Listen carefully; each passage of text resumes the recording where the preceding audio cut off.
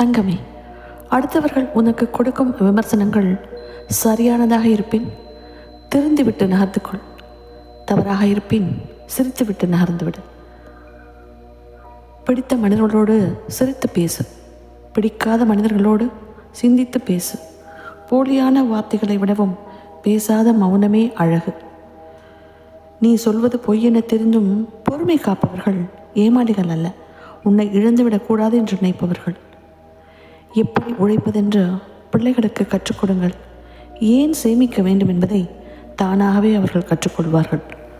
கோபத்தில் கண்டதை தூக்கி போடுவதை விட அந்த கோபத்தையே தூக்கி போட்டுப்பார், வாழ்க்கை இன்னும் சிறப்பாகும்.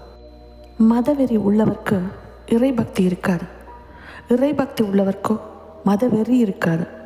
இறைவன் மதத்துக்கு உரியவர் அல்ல, மனிதத்துக்கு உரியவர். யோசித்துப்பார், நம்ப, நல்லதே நடக்கும்.